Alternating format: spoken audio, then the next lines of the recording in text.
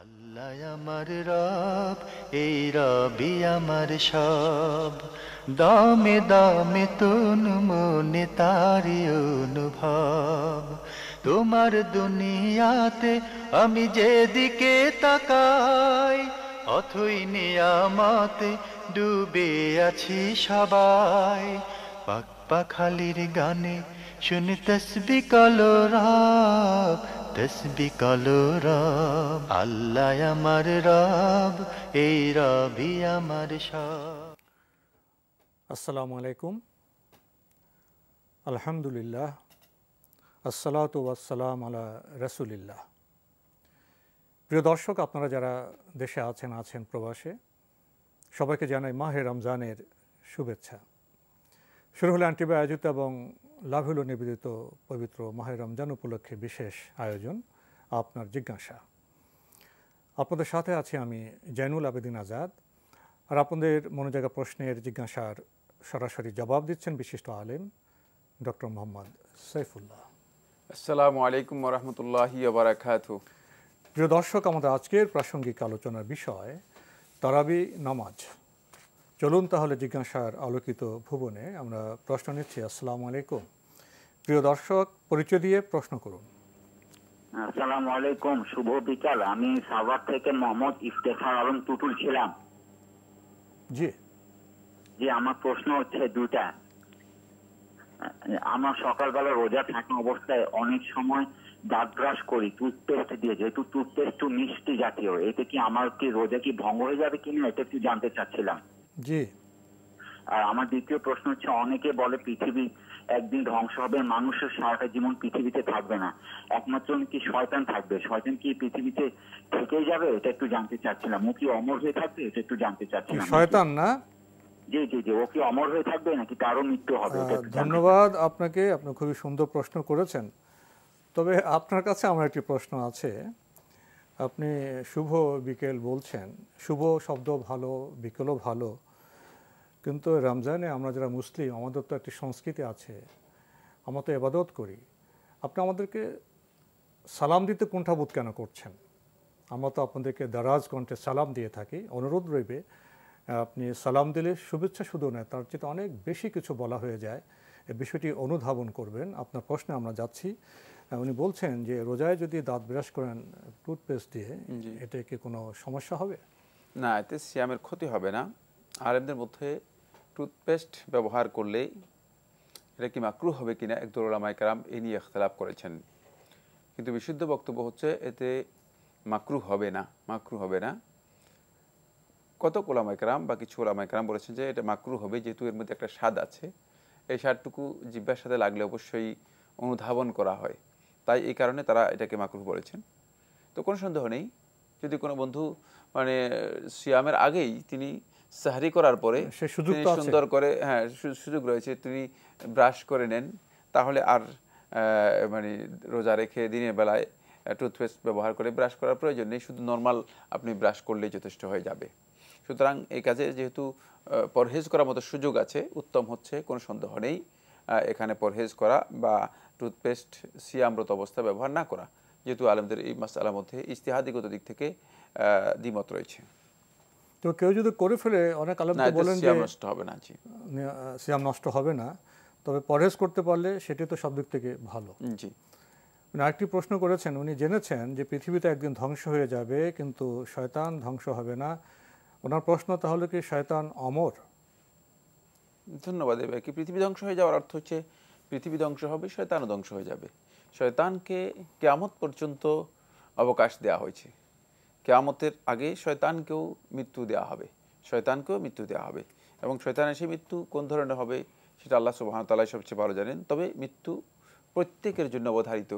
কুল্লু নাফসিন যায়িকাতুল মাউত, কোরআনে কারীমের একাধিক আয়াতের মধ্যে আল্লাহ সুবহানাহু ওয়া তাআলা এদিকে ইঙ্গিত করেছেন। প্রত্যেকটা প্রাণী যায়িকাতুল মাউত, মৃত্যুর স্বাদ আস্বাদন করবেই।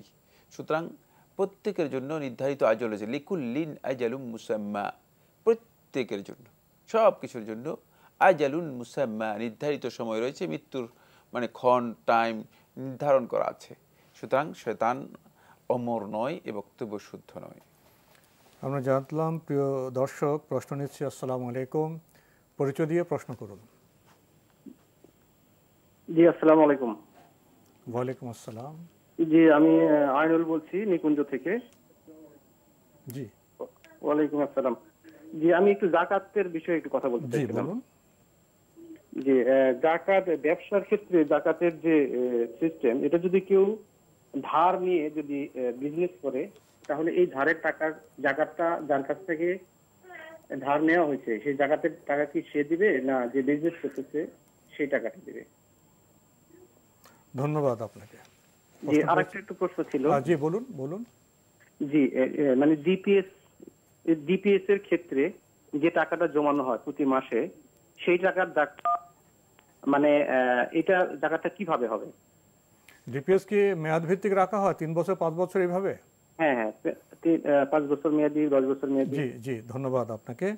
প্রথম প্রশ্ন, জাকাত প্রশ্নে ধার নিয়ে ব্যবসা করেন তো সেই টাকার জাকাত কে দিবেন? যিনি ব্যবসা করছেন তিনি, না যার থেকে ধার নেওয়া হয়েছে তিনি? জাকাত মানে যিনি ধার নিয়েছেন, যার কাছে টাকাটি রয়েছে, যেহেতু এই টাকা মানে তিনি ইনভেস্ট করতেছেন, তার মালিকানাতেই রয়েছে, যার মালিকানার টাকা তিনি খরচ করতেছেন, সুতরাং তিনি জাকাত আদায় করবেন। এবং যার কাছ থেকে নিয়েছেন তার কাছে তো টাকাই নেই, সুতরাং তিনি জাকাত দেওয়ার প্রশ্নই আসে না। সেক্ষেত্রে যেহেতু আপনি মানে সাময়িকভাবে এই টাকার মালিকানা আপনার সাব্যস্ত হয়েছে এবং আপনি সেখান থেকে ব্যবসা করতেছেন, আপনি সেই টাকার জাকাত আপনাকে দিতে হবে। কিন্তু খেয়াল রাখতে হবে যে বিষয়টি, সেটা হলো এই, যদি আপনার ঋণ নির্দিষ্ট মেয়াদে থাকে আর সেই মেয়াদ যদি এই বছর এসে যায়, তাহলে এই বছরের যেই মানে মেয়াদ বা যে কিস্তি রয়েছে সেই কিস্তিটুকু আপনি এখান থেকে মানে আপনার এই টাকা থেকে আদায় করে দেবেন, অথবা মানে সেটাকে ম্যানেজ করতে পারবেন, মানে এই বছরে আপনার কিস্তিটুকু আপনি ম্যানেজ করতে পারবেন। আরও প্রশ্ন করেছেন, ডিপিএস যে ব্যবস্থা সিস্টেম 5 বছর মেয়াদি 10 বছর মেয়াদি, সেখানে তো মাসে মাসে টাকা জমা করা হয়, তো সেই টাকা জাকাতটা কিভাবে দেবেন?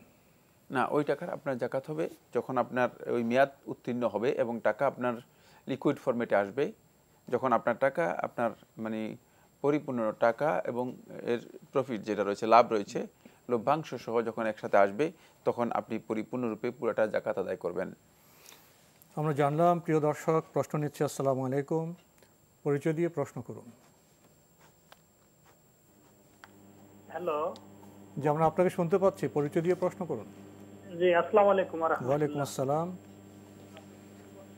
জি, আমি জাহিদ বলছি।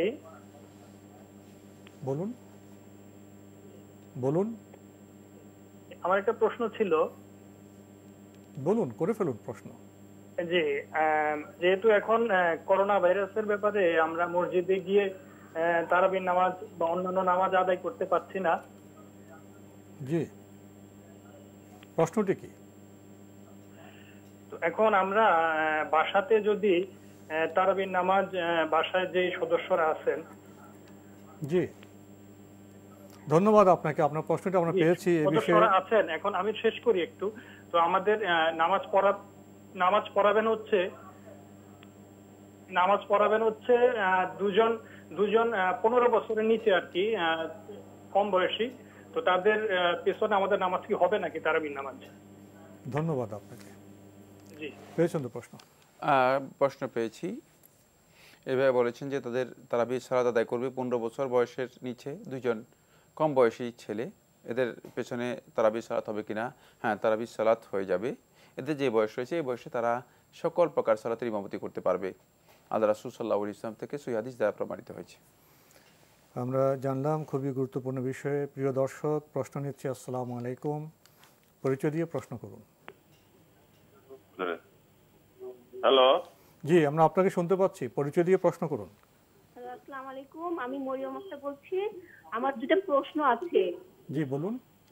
আমার প্রশ্ন হচ্ছে যে প্রেগন্যান্সি অবস্থায়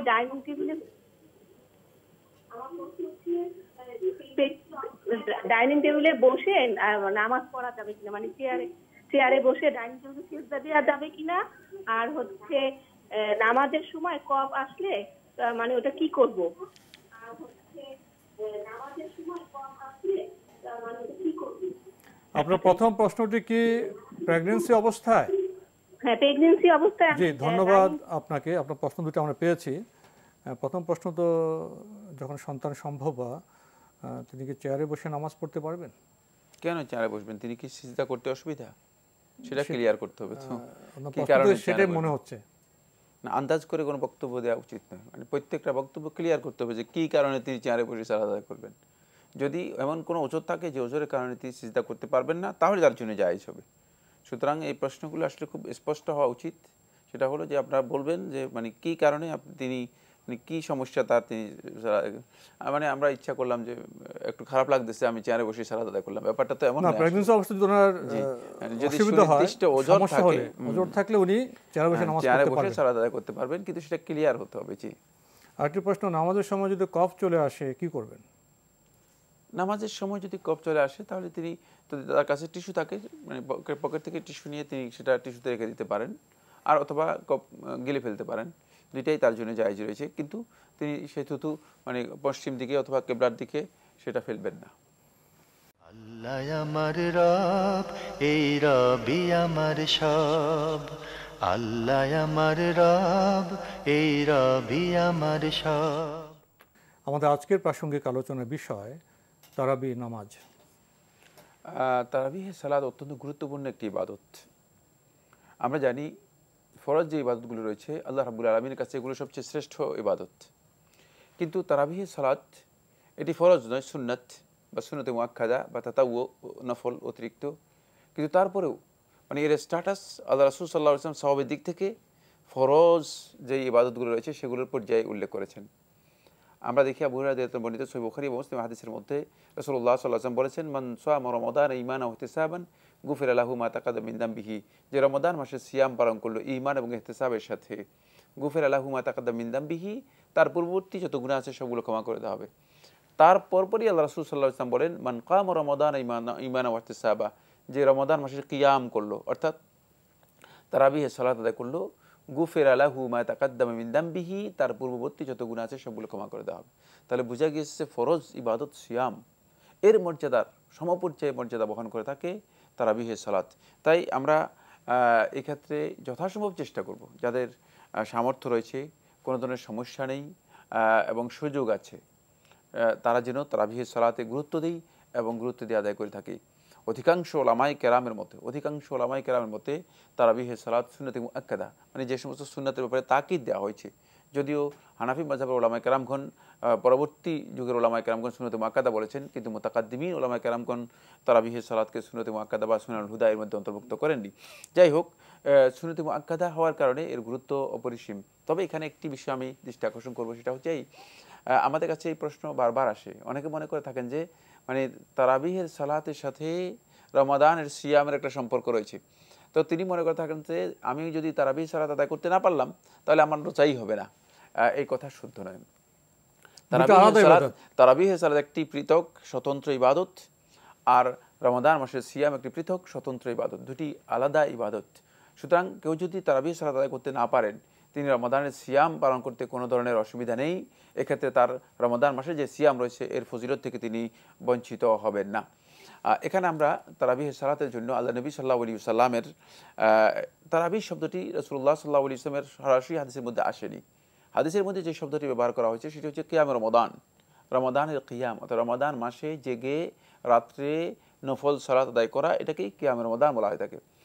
রাসূলুল্লাহ সাল্লাল্লাহু আলাইহি ওয়াসাল্লামের তিনটি দিক নির্দেশনা এখানে আমি আলোচনা করব। এক নম্বর যে দিক নির্দেশনা সেটা হচ্ছে রাসূলুল্লাহ সাল্লাল্লাহু আলাইহি ওয়াসাল্লাম রাতের সালাতের ব্যাপারে, সেটা চাই তাহাজ্জুদের সালাত হোক অথবা কিয়ামুল লাইল বা সালাতুল লাইল হোক অথবা তারাবিহের সালাত হোক, এই ব্যাপারে আল্লাহ রাসূল সাল্লাল্লাহু আলাইহি ওয়াসাল্লামের নির্দেশনা হচ্ছে এই। রাসূলুল্লাহ সাল্লাল্লাহু আলাইহি ওয়াসাল্লাম থেকে আব্দুল্লাহ ইবনে উমর রাদিয়াল্লাহু আনহু বর্ণনা করেন, তিনি বলেন, সালাতুল লাইলি মাসনা মাসনা, রাতের নামাজ আমরা দুই রাকাত করে পড়ব। ফাইন খাশিয়া আহাদুকুমুস সুবহ, যখন তোমাদের মধ্যে কোনো ব্যক্তি সুবহে সাদেক উদিত হয়ে যাওয়ার আশঙ্কা করবে, ফাসাল্লা রাকাতান ওয়াহিদাতান, সে এক রাকাত পড়বে, তুতির লাহু মা কাদ সাল, যে সে আগে যেই সালাতগুলো আদায় করেছে সেগুলো এর মাধ্যমে বিতির হয়ে যাবে, বেজোড় হয়ে যাবে। এখান থেকে আমরা এই কথা বুঝতে পেরেছি বা এটা বোঝা যায়, সেটা হচ্ছে এই যে নবী সাল্লাল্লাহু আলাইহি ওয়াসাল্লাম এই রাতের নামাজ কিয়ামুল লাইল অথবা সালাতুত তারাবিহের নবী সাল্লাল্লাহু আলাইহি ওয়াসাল্লামের যে টাইমিং দিয়েছেন সেটা হচ্ছে দুই রাকাত করে আমরা সুবহে সাদেক উদিত হওয়া পর্যন্ত পড়তে পারবো। এটা হলো নবী সাল্লাল্লাহু আলাইহি ওয়াসাল্লামের নির্দেশনা রাতের নামাজের ব্যাপারে, এক নম্বর। দ্বিতীয় যে নির্দেশনা সেটা হলো নবী সাল্লাল্লাহু আলাইহি ওয়াসাল্লাম আর একটি হাদিসের মধ্যে বলেছেন, মান সাল্লামা আল ইমামি হাত্তা ইয়ানসারিফ কুতিবা লাহু কিয়ামুল লাইলা। যে ব্যক্তি ইমামের সাথে পড়বে, ইমাম শেষ করা পর্যন্ত যদি ইমামের সাথে পড়ে, কুতিবা লাহু কিয়ামুল লাইলা, তাহলে তার জন্য আল্লাহ রাব্বুল আলামিন সারা রাত জেগে যেই কিয়াম করার, মানে সারা রাত জেগে নফল সালাত আদায় করার যে ফজিলত রয়েছে, সেই ফজিলত তার জন্য আল্লাহ রাব্বুল আলামিন লিখে দেবেন। সুতরাং বোঝা গেল যে যদি আমরা ইমামের সাথে ইমাম শেষ করা পর্যন্ত আদায় করে থাকি, সেটা ইমাম যত রাকাত পড়ুক না কেন, তাহলে আপনি সারা রাত জেগে যেই ইবাদত করার যে ফজিলত রয়েছে সেই ফজিলতটুকু পেয়ে যাবেন। এরপর জি আমরা অন্য সময় ইনশাল্লাহ আরও জানার চেষ্টা করবো এই বিষয়ে। প্রিয় দর্শক, আমরা প্রশ্ন নিচ্ছি। আসসালামু আলাইকুম, পরিচয় দিয়ে প্রশ্ন করুন।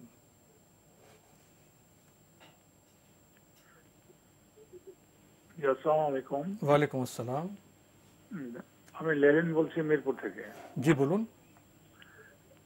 জি, আমার প্রশ্ন হলো রাতের বেলা নামাজে বিশেষ করে যখন সেজদায় থাকি কিয়ামুল লাইলের সময়, তখন মশা যদি আমাদেরকে কামড় দেয়, সেই অবস্থায় কি মশা মারা যাবে? এতে কি নামাজের কোনো ক্ষতি হবে কিনা? মানে মশার রক্তটা শরীরে লাগলে নামাজের ক্ষতি হবে? জি জি জি। আর দ্বিতীয় একটা প্রশ্ন হলো, সাইফুল্লাহ হুজুর বলছিলেন যে মাগরিবের পরে অতিরিক্ত 4 রাকাত নামাজ পড়লে এটা আলাদা একটা মানে মর্যাদা আছে। তো আমি যদি অন্য একটা আমল করার সাথে ওই আমলটার আগে 2 রাকাত পড়ি এবং আমলটা শেষ করার পরও 2 রাকাত পড়ি, আমি ওই 4 রাকাত কি ওই আমলের 2 রাকাত নামাজ এবং এই 2 রাকাত একসাথে নিয়ত করে পড়তে পারবো? ধন্যবাদ আপনাকে।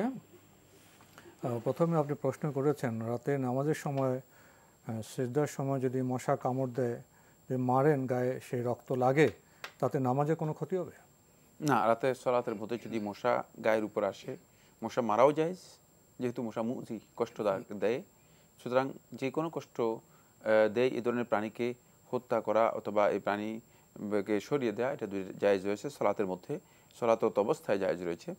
আর এক্ষেত্রে যদি কোনো কারণে মানে মারার পরে মানে গায়ের মধ্যে সামান্য যে রক্ত রয়েছে সেটা লেগে যায়, এতে সালাতের কোনো অসুবিধা হবে না, যেহেতু এটা একেবারেই তুচ্ছ, সামান্য কিছুই না, উল্লেখযোগ্য কিছুই না। আরও প্রশ্ন করেছেন, আপনাকে উদ্ধৃত করে আপনি বলেছেন যে মাগরিবের পরে 4 রাকাত নামাজ খুবই গুরুত্বপূর্ণ, উনি অন্য আমল করেন, তার সাথে উনি যে 2+2 করে এক নিয়ত পড়েন, তা কি হবে? আমি কোথায় বলেছি? আমার এটা জানি মাগরিবের সালাতের পরে 4 রাকাতের কথা উনি বললেন না, আমার জানা নেই। আর এই সম্পর্কে আমি মানে কোন বক্তব্য থেকে নিয়েছে? মাগরিবের সালাতের পরে 4 রাকাতের কথা আমরা বলেছি, এই মর্মিত আমার কাছে কোনো বক্তব্য আমার জানা নেই। বাকি আমরা বোধহয় একসময় বলেছিলাম যে আমরা মাগরিবের ফরজের আগে যে 2 রাকাত নামাজ পড়া আমরা ভুলে গেছি, আমরা অনেক সময় 2 রাকাত নামাজ আছে এবং মাগরিবের পরে 2 রাকাত, এইভাবে 4 রাকাতের কথা আমরা মাগরিবের রাতে বা যেটা সেটা হচ্ছে মাগরিবের আগে 2 রাকাত, মাগরিবের সালাতের পরে 2 রাকাত, কিন্তু মাগরিবের সালাতের পরে 4 রাকাতের বক্তব্য আমাদের কাছ থেকে কোট করেছেন বা গ্রহণ করতে ভুল করেছেন কিভাবে আমি জানি না, কোথা থেকে কোট করেছেন আমার কাছে স্পষ্ট মনে হচ্ছে না। জি, আমরা জানলাম। প্রিয় দর্শক, প্রশ্ন নিচ্ছি। আসসালামু আলাইকুম, পরিচয় দিয়ে প্রশ্ন করুন। হ্যালো। জি, আমরা আপনাকে শুনতে পাচ্ছি, পরিচয় দিয়ে প্রশ্ন করুন। আসসালামু আলাইকুম। ওয়ালাইকুম আসসালাম। জি, আমি জাহিদ বলছিলাম লালবাগ, ঢাকা থেকে। জি বলুন। জি, আমার প্রশ্ন হচ্ছে দুটি। প্রথম প্রশ্ন হচ্ছে যে এখন আমরা সবাই জানি যে একটা ভাইরাস দেখা দিয়েছে, করোনা ভাইরাস। তো এই করোনা ভাইরাসের যে রোগটা হয়, সেটা রোগ থেকে বাঁচার কোনো দোয়া আছে কিনা, বিশেষ কোনো দোয়া আছে কিনা, এটা একটা প্রশ্ন। আর দ্বিতীয় প্রশ্ন হচ্ছে যে এই করোনা ভাইরাসের মাধ্যমে যদি কোনো ব্যক্তি মারা যায়, আমি শুনেছি এক জায়গায় যে সে নাকি শহীদের মর্যাদা পায়, এইটা কতটুকু সত্য? ধন্যবাদ আপনাকে, খুবই সুনির্দিষ্ট প্রশ্ন। প্রথম প্রশ্ন, করোনা থেকে বাঁচার বিশেষ কোনো দোয়া আছে কি? যেহেতু রাসূলুল্লাহ সাল্লাল্লাহু আলাইহি ওয়াসাল্লামের সময় করোনা ভাইরাস ছিল না, প্রশ্নই আসে না যে আল্লাহ রাসূল সাল্লাল্লাহু আলাইহি ওয়াসাল্লাম সুনির্দিষ্টভাবে মানে করোনা ভাইরাসের জন্য করে দোয়া শিক্ষা দিয়েছেন। তবে নবী সাল্লাল্লাহু আলাইহি ওয়াসাল্লাম যেহেতু কিয়ামত পর্যন্ত আগত মানবের জন্য, মানব গোষ্ঠীর জন্য তাকে রিসালাত এবং নবুয়তের দায়িত্ব দেওয়া হয়েছে, সুতরাং তার নির্দেশনার মধ্যে এটা রয়ে গিয়েছে।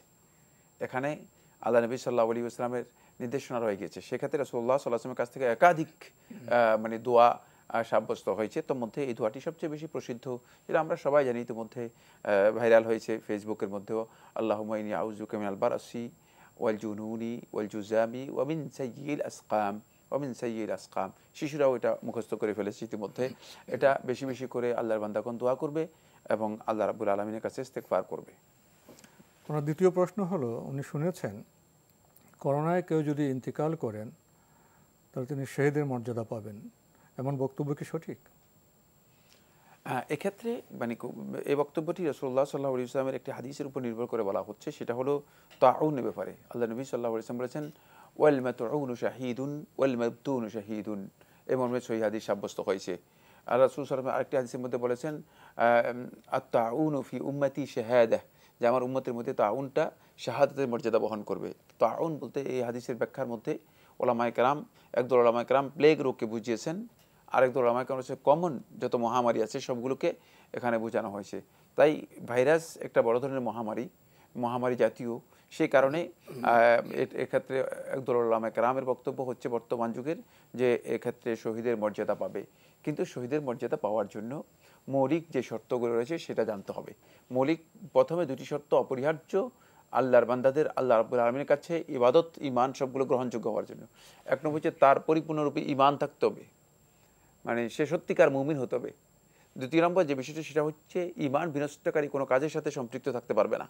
যদি ঈমান বিনষ্টকারী কোনো কাজ তার কাছ থেকে পাওয়া যায় তাহলে সে শাহাদাতের মর্যাদা নয়, কোনো মর্যাদাই পাবে না। এই দুটি প্রথম শর্ত পূরণ করতে হবে। দ্বিতীয়, ওই হাদিসের মধ্যে স্পষ্ট এসেছে সাবিরান, সত্যিকার মানে আল্লাহ রাব্বুল আলামিনের তাকদীরের উপর দৃঢ় সংকল্প হয়ে আল্লাহর উপর ভরসা করে ধৈর্যশীল হতে হবে, পরিপূর্ণ ধৈর্য মানে নিজের মধ্যে থাকতে হবে। আর 4 নম্বর হচ্ছে মুহতাসিবান, এবং এই অবস্থায় তিনি ব্লেম না করে, মানে অস্থির না হয়ে, আল্লাহ রাব্বুল আলামিন সম্পর্কে খারাপ ধারণা না করে আল্লাহ রাব্বুল আলামিনের কাছে সওয়াবের আশা, পরিপূর্ণরূপে অন্তরের মধ্যে সওয়াবের আশা করবে।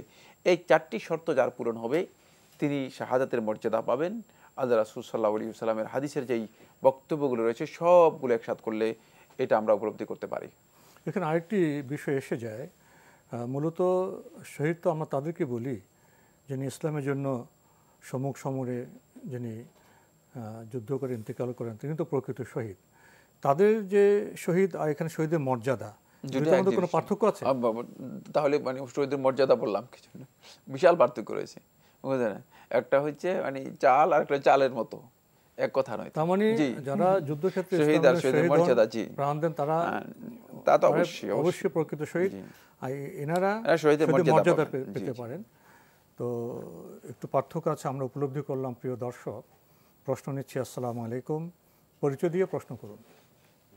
আসসালামু আলাইকুম। আসসালামু আলাইকুম। ওয়ালাইকুম আসসালাম। আমি সালেহীন হচ্ছে ময়মনসিংহ থেকে। জি ভাইয়া বলুন। আমার প্রশ্ন হচ্ছে যে এই তারাবি কি হচ্ছে তাহাজ্জুদের স্থলাভিষিক্ত, অর্থাৎ তারাবি বলে কি হচ্ছে তাহাজ্জুদের সব পাবো, আর যদি নাই হয় তাহলে হচ্ছে তাহাজ্জুদের কিভাবে হচ্ছে মিল করব সময়টা? জি, এটাই আমার প্রশ্ন। ধন্যবাদ আপনাকে। তারাবি কি তাহাজ্জুদের স্থলাভিষিক্ত না দুটো আলাদা নামাজ? প্রথম কথা হচ্ছে সহিহ বুখারীর হাদিসের দিকে যদি আমরা লক্ষ্য করি, এবং ইমাম বুখারী রাহমাতুল্লাহ আলাইহি মানে হাদিসগুলোকে যেভাবে মানে উল্লেখ করেছেন সেদিকে যদি আমরা দেখি তাহলে আমাদের কাছে স্পষ্ট হবে তারাবিহের সালাত আর তাহাজ্জুদের সালাতকে তিনি পৃথক করে বোঝানোর চেষ্টা করেছেন।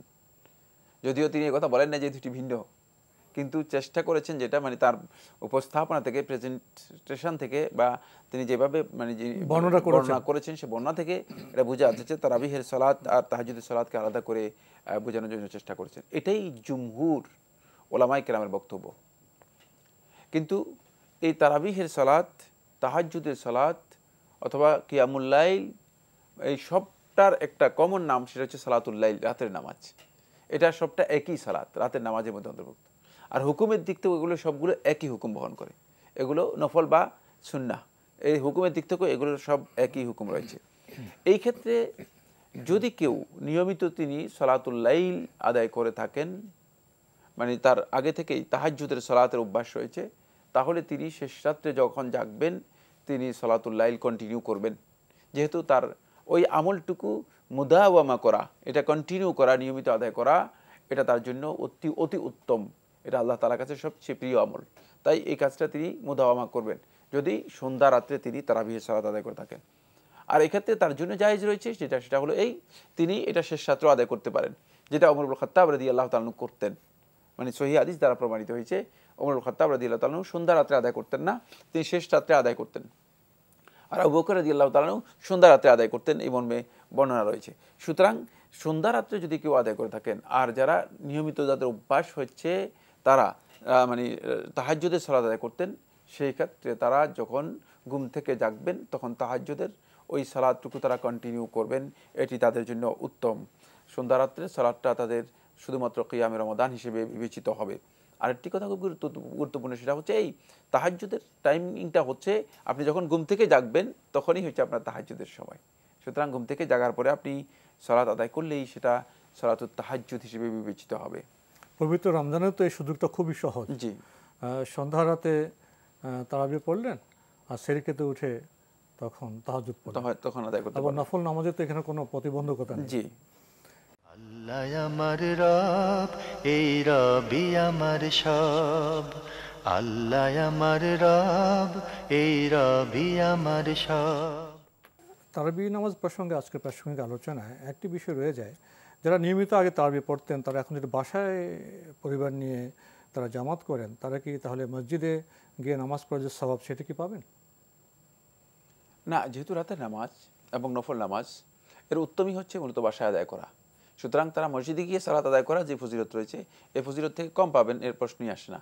যেহেতু আল্লাহ রাসূল সাল্লাল্লাহু আলাইহি ওয়াসাল্লাম বর্তমান করোনা পরিস্থিতিতে সওয়াব কমের কোনো আশঙ্কা নেই। জি, আমরা আশাবাদী হতে পারি আমরা মসজিদে নামাজের মতো সওয়াব বাসায় পড়লে। জি জি, যেহেতু রাতের নামাজ এবং নফল নামাজ এক্ষেত্রে উত্তম হচ্ছে বাসায় আদায় করা। তাই এই বিষয়ে কি আপনার কোনো বক্তব্য আছে? না, যেহেতু মসজিদে যাওয়ার বিষয়টি এখন আশঙ্কাজনক, সেক্ষেত্রে উচিত হচ্ছে সেটা হলো মসজিদে না গিয়েই এখন যথাসম্ভব সতর্কতা অবলম্বন করা এবং ঘরে যদি সম্ভব হয় জামাত করা, যদি সম্ভব না হয় ঘরে সালাত আদায় করা। আমরা জানলাম। প্রিয় দর্শক, প্রশ্ন নিচ্ছি। আসসালামু আলাইকুম, পরিচয় দিয়ে প্রশ্ন করুন। আসসালামু আলাইকুম, আমি চট্টগ্রাম থেকে শাহাদাত কবির বলছিলাম। জি ভাইয়া বলুন। বলুন। আমার প্রশ্ন হলো যাকাত সম্পর্কে। জি, আমি শুনছি যাকাত যাদেরকে দিব তাদেরকে আমার সবগুলা যাকাত একজনকে দিয়ে, যাতে সে পরবর্তী বছর থেকে যাকাত আর নিতে না হয় সেরকম ভাবে দিয়ে, যাতে তাকে স্বাবলম্বী করা। এখন বর্তমান সময়ে যা পরিস্থিতি তাতে দেখা যাচ্ছে আমার আত্মীয় স্বজনের মধ্যে অনেকজন বিভিন্ন সমস্যায় আছে। তা আমার জাকাতগুলো যদি আমি বিভিন্ন জনকে ভাগ ভাগ করে দিই, তারা যাতে চলতে পারে সেভাবে দিলে আমি জাকাত আদায় হবে কিনা, অথবা একসাথে দিলে সওয়াব বেশি কম এরকম কোনো ব্যাপার আছে কিনা? জি, ধন্যবাদ আপনাকে। পেয়েছেন তো প্রশ্ন? প্রশ্ন পেয়েছি এই ভাইকে। এ ভাই যে বক্তব্যটি দিয়েছেন সেটা হচ্ছে, কেউ তাকে কথা বলেছেন যে জাকাতটা, তার পুরো জাকাতটা একজনকে দিয়ে একজনকে স্বাবলম্বী করা, এটাই হচ্ছে জাকাতের বিধান। তার এই বক্তব্য শুদ্ধ নয়, না ফিকহের দিক থেকে, না শরিয়ার দিক থেকে, না বিবেচনার দিক থেকে। এটা একটি দীর্ঘ আলোচনা, সুতরাং আমি আর সেদিকে গেলাম না, কারণ অনেক দীর্ঘ বক্তব্য। কোনো দিক থেকে এই বক্তব্য শুদ্ধ নয়। তার কারণ হচ্ছে, সহজ এক কথায় বলে দিচ্ছি, সেটা হলো একজনকে স্বাবলম্বী করলেন, 8-10 জন না খেয়ে মারা গেল, তাহলে কি লাভ হলো? এটা তো কোনো লাভ মানে আপনি হলো না। বরং অন্তপক্ষে 10 জনকে যাতে করে তারা কিছু মানে খেতে পারে সে ব্যবস্থা করা, সেক্ষেত্রে এটা হচ্ছে উত্তম কাজ। আর এটা কোরআনে কারীমের নির্দেশনা হচ্ছে, ইন্নামা সাদাকাতু লিল ফুকারা ওয়াল মাসাকিন ওয়াল আমিলিন আলাইহা ওয়াল মুআল্লাফাতি কুলুবুহুম। আল্লাহ তাআলা কারা পাবে তাদের কথা বন্টন করে দিয়েছেন। সুতরাং এই ক্ষেত্রে যদি তারা থেকে যায় আর তাদের সংখ্যা যদি বেশি হয়, তাহলে তাদের মধ্যেই বন্টন করা হবে। তো খাযু মিন আগনিয়াইহিম ফাতুরাদ্দু আলা ফুকারাইহিম। মুআয ইবনে জাবাল রাদিয়াল্লাহু বর্ণিত সহিহ বুখারী হাদিসের মধ্যে রাসূলুল্লাহ সাল্লাল্লাহু আলাইহি ওয়াসাল্লাম ইরশাদ করেন যে, তো খাযু মিন আগনিয়াইহিম, তাদের ধনীদের কাছ থেকে নেওয়া হবে, ওয়া তুরাদ্দু আলা ফুকারাইহিম, তাদের ফকিরদের মধ্যে বন্টন করে দেওয়া হবে। যদি একজন ফকিরের মধ্যে বন্টন করে দেওয়া হয়, আর বাকিরা কি করবে? সুতরাং এই বক্তব্য শুদ্ধ নয়। এক্ষেত্রে যারা অভাবী রয়েছে তাদের অভাব আলোকে যথাসম্ভব চেষ্টা করা, তাদের মধ্যে বন্টন করে দেয়া। কারণ আপনি একজনকে স্বাবলম্বী করলে যদি 20 জন লোক ক্ষতিগ্রস্ত হয়, তাহলে আপনি এই জাকাত যদি 20 জনকে দিয়ে মানে তাদেরকে অন্তপক্ষে চলতে পারে একটা অবস্থা দেন অথবা জীবন ধারণ করতে পারে অবস্থা দেন, এটি সবচেয়ে উত্তম, কোনো সন্দেহ নেই। আমরা জানলাম। প্রিয় দর্শক, প্রশ্ন নিচ্ছে। আসসালামু আলাইকুম, পরিচয় দিয়ে প্রশ্ন করুন।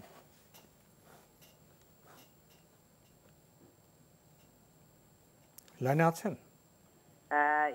আমরা যে আনুষ্ঠানিকভাবে যে নিয়তটা করি নামাজের শুরুতে, এটা কি করার কোনো বিধান আছে? কি পড়ি আমরা?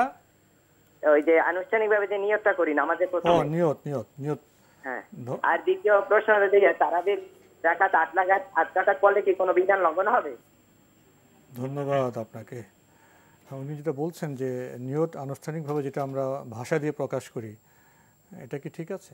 না, এই বক্তব্য সঠিক নয়। এই ধরনের কোনো নস বা কোনো বক্তব্য আল্লাহ রাসূল সাল্লাল্লাহু আলাইহি ওয়াসাল্লামের হাদিসের মাধ্যমে সাব্যস্ত হয়নি। সুতরাং এটা নিজে আবিষ্কার করে ইবাদত তৈরি করার কোনো প্রয়োজন নেই। ইবাদতের জন্য অনুসরণ করাটাই হচ্ছে বিধান। নিয়ত পড়ার বক্তব্যটি শুদ্ধ নয়। নিয়ত হচ্ছে করার বিষয়, সেটা অন্তরের সাথে সম্পৃক্ত। আর নিয়তের ব্যাপারে সমস্ত উলামায়ে কেরামের ঐক্যমতে সাব্যস্ত হয়েছে নিয়ত হচ্ছে অন্তরের বিষয়। এই প্রশ্নটি এভাবে করেছেন। এই ধরনের প্রশ্ন বহু আমরা উত্তর দিয়েছি। সুতরাং আমার মনে হয় সেগুলো থেকে বিস্তারিত জেনে নেওয়ার জন্য চেষ্টা করবেন। আরেকটি প্রশ্ন, কেউ যদি তারাবি 8 রাকাত পড়েন, এতে কি কোনো বিধি বা নিয়ম লঙ্ঘন হয়? না, তিনি যদি তারাবির সালাত 8 রাকাত পড়ে থাকেন, নবী সাল্লাল্লাহু আলাইহি ওয়াসাল্লামের মানে রাতের নামাজের অনুসরণ করে, তাহলে এক্ষেত্রে তার মানে কোনো ধরনের বিধি লঙ্ঘন হবে না। বরং একদল উলামায়ে কেরাম বলেছেন তারাবির সালাত 8 রাকাতের মধ্যে সীমাবদ্ধ রাখাটাই হচ্ছে সুন্নাহ। সুতরাং তিনি সুন্নাহ পরিপন্থী কোনো কাজ করেছেন অথবা তারাবির সালাত আদায় হবে না, এ ধরনের বক্তব্য যদি কেউ দিয়ে থাকেন তিনি ভুল বক্তব্য দিয়েছেন। 8 রাকাতে পড়তে পারতেন 12, 20 এর বেশি আমরা পড়তে পারবো, কম বেশি পড়তে পারবেন। এটাকে রাকাতের মধ্যে নির্দিষ্ট করা, এটি মূলত আল্লাহ রাসূল সাল্লাল্লাহু আলাইহি ওয়াসাল্লামের সরাসরি কোনো সহিহ হাদিস দ্বারা সাব্যস্ত হয়নি। আমরা প্রশ্ন নিচ্ছি। আসসালামু আলাইকুম, পরিচয় দিয়ে প্রশ্ন করুন। আসসালামু আলাইকুম। ওয়ালাইকুম আসসালাম। জি, আমি হাসিবুর বলছি মিরপুর থেকে। জি ভাইয়া বলুন। আমার দুটো প্রশ্ন। ফজরের নামাজে, ফজরের ফরজ নামাজ চলাকালীন সময় মসজিদে প্রায় দেখি যে ফজরের ইমামের নেতৃত্বে ফজরের ফরজ নামাজ চলছে, মানুষ সুন্নত নামাজ পড়ছে। এটা একটা। আর দ্বিতীয়ত হচ্ছে যে আমরা সবাই জানি বাংলাদেশের 90% মানুষ সুন্নত পড়ছে, এটা অর্থ কি? প্রশ্ন কি? জি, দ্বিতীয় প্রশ্নটি আমার হচ্ছে, হলো আপনার যে ফরজ নামাজ চলতেছে ইমামের পেছনে, তখন কেউ কেউ সুন্নত নামাজ পড়ছে, ঠিক কি? কতটুকু এর বৈধতা আছে? জি, আপনার প্রশ্ন আমরা পেয়েছি। দুই নম্বর হচ্ছে, আমরা বাংলাদেশের 90% মানুষ জানি পবিত্র কোরআনের আয়াত সংখ্যা 6666টি, কিন্তু আদৌ সঠিক নয়। পবিত্র কোরআনের আয়াত সংখ্যা আমি দেখেছি 6236টি। আপনি একটু জনগণের সুবিধার জন্য বললে এই ভুল ধারণা থেকে আমরা বেঁচে যাব। ধন্যবাদ আপনাকে। আমরা একেবারে শেষে চলে এসেছি অনুষ্ঠানের। ইমাম ফজর নামাজ পড়াচ্ছেন, তখন কেউ কেউ সুন্নত পড়ছে, এটা ঠিক আছে কিনা? না, তাদের এই কাজ সঠিক নয়। তারা আসলে সালাতের যদি আহকামগুলো জানতো তাহলে এই কাজ করতো না। যেহেতু আল্লাহ রাসূল সাল্লাল্লাহু আলাইহি ওয়াসাল্লাম হাদিসের মধ্যে স্পষ্ট করে বলেছেন, ওয়াইজা উকিমাতিস সালাতু ফালা সালাতা ইল্লাল মাকতুবা, যখন ফরজ সালাতের ইকামত দিয়ে দেওয়া হবে, ফরজ সালাত ছাড়া আর কোনো সালাত নেই। সুতরাং এই অবস্থায় যে সালাত যদি আদায় করে থাকেন তাদের এই সালাত সঠিক হচ্ছে না, বরং শেখ মোহাম্মদ সাল্লাল্লাহু আলাইহি ওয়াসাল্লাম রাহমাতুল্লাহি আলাইহি আশরাফুল মুমতার মধ্যে উল্লেখ করেন তাদের এই কাজটি গুনার কাজ হবে, হারাম কাজ হবে, কারণ না জেনে আসলে আমাদের লোকেরা এই ধরনের কাজ করছে। দ্বিতীয় প্রশ্ন, পবিত্র কোরআনের আয়াত সংখ্যা কত? উনি বলছেন 6236। কোরআনে কারিমের আয়াত সংখ্যা কত? কোরআনে কারিম দেখে নিলে 6236টি আয়াত থেকে বলেছেন। আপনি কোথা থেকে ভুল জেনেছেন সেটা আপনিই জানেন। সুতরাং এটা লোকদের বলার দরকার নেই। লোকেরা সবাই কোরআন সামনে রয়েছে, দেখেই নিতে পারেন, খুবই সহজ বিষয়। জি, প্রিয় দর্শক, সময়ের কারণে আমরা আজকে আর প্রশ্ন নিতে পারছি না, তবে আপনাদের অবগতির জন্য জানাতে পারি আমাদের এই অনুষ্ঠান আপনারা এনটিভি অনলাইনেও দেখতে পারবেন। ভিজিট করুন www.ntbbd.com। এছাড়া ইউটিউবে এবং আমাদের ভেরিফাইড ফেসবুক পেজেও অনুষ্ঠান দেখতে পারবেন। তো আজকে আমরা এখানে শেষ করি। আপনাকে অনেক ধন্যবাদ। আপনাকে অনেক ধন্যবাদ। প্রিয় দর্শক, মহান আল্লাহ আমাদের সবাইকে নিরাপদে রাখুন শান্তিতে। আসসালামু আলাইকুম। আল্লাহ আমার রব, এই রবি আমার সব, দামে দামে তুন মনে তারি অনুভব। আল্লাহ আমার রব, এই রবি আমার সব।